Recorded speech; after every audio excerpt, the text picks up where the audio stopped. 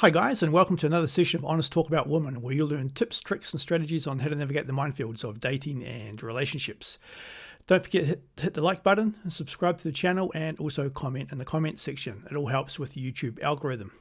So let's get right into it, guys. This one's on simplicity. Simplicity of life. Simplicity is key, absolutely crucial. So as you go through life, guys, you need to ask yourself, am I going to make my life simpler? Is this purchase, is this new relationship going to make it simple for me? If it's becoming too complicated, and things, believe me, things get really complicated out there.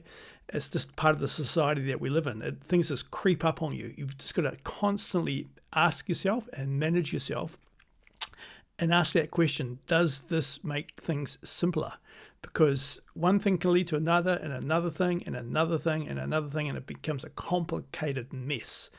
And because we live in a fairly complicated society, you've got to file your tax returns, you've got to comply with a lot of laws, pay your council rates, which is property taxes in some countries. Things get complicated and it's constant, and you've got to be on top of it, guys. And if you don't lead a simple life, it can become very complicated, and it can mess with your thinking and mess with your clarity of thoughts. You don't need all the fancy gimmicks out there, guys, that a lot of women have, especially kitchen appliances, ones that are plugged into Wi-Fi, so you can just control everything remotely from your phone, and leads to thousands of apps on your phone. You don't need any of that crap. Just keep it really simple, especially in the kitchen. Really, really simple.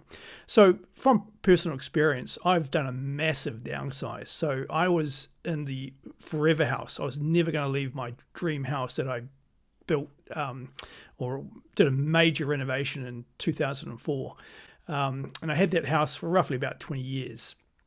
And it was a dream house. And every inch of that house I put my heart and soul into constructing. And my first wife at the time did the internal decoration. But it was a very complicated house to manage. It was a Californian bungalow.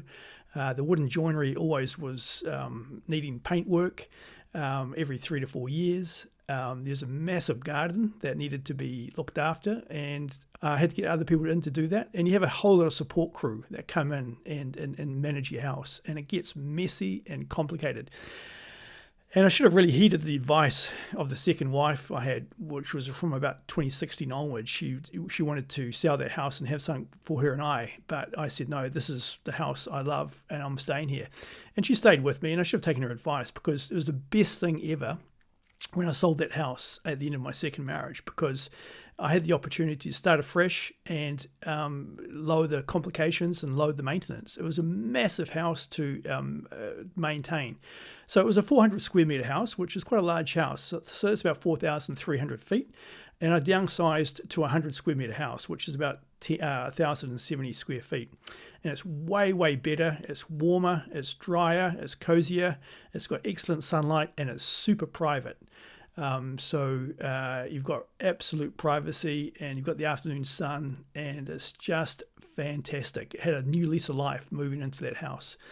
And when I moved houses, I just got skip bins, and threw all the stuff, everything, every kitchen appliance, all the sheets, through the beds and through everything, to start afresh. One chapter closes, a new chapter starts. So one door closes, another door opens. So I remember the skip driver coming around to pick up my skip, and he said, "Are you throwing all this stuff away?" And I said, "Yep, end of an era." So I'm not too sure whether he helped himself to it. He was most welcome to it. But I had the opportunity to start afresh in a smaller house, which is a lock and leave.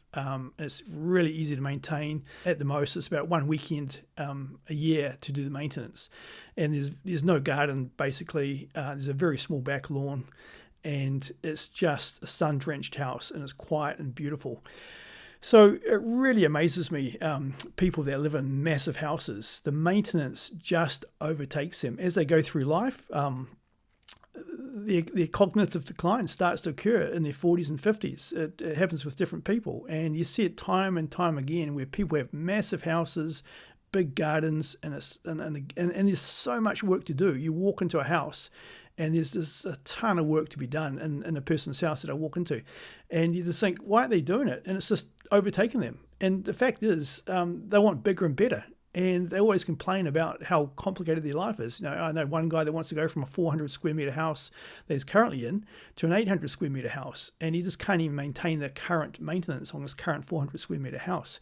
And I just roll my eyes thinking about what it's like going to be like for this guy moving into a big 800 square meter house, because why do you need that for one person? It's obviously just a status symbol, and he's going to be inundated with maintenance. And he hasn't had a pool before, and pools are notorious for maintenance, just a big suck on maintenance. So got to keep things super simple, guys.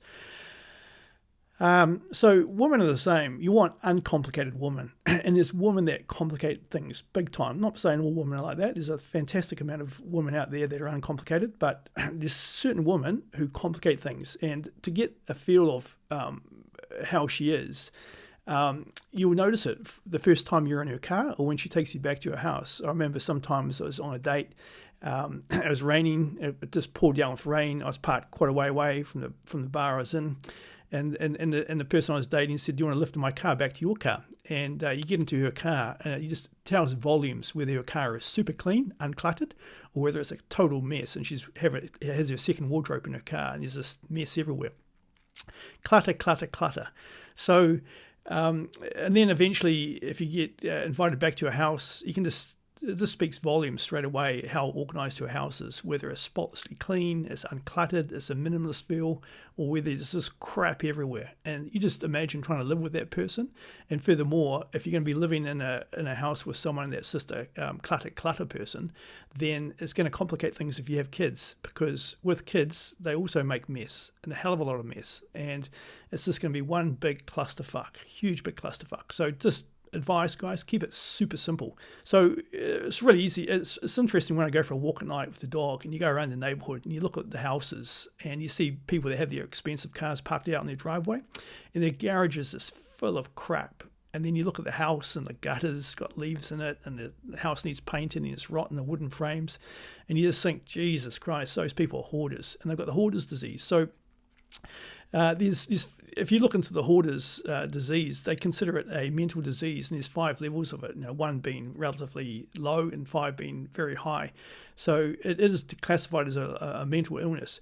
So getting back to minimalism, if you don't use it, get rid of it. And that was my philosophy when I downsized into a lock and leave. If you don't use it, get rid of it. And I couldn't believe the amount of crap I've accumulated over 20 years, and tens of thousands of dollars just wasted. So when a woman comes into your frame, she needs to get into your routine.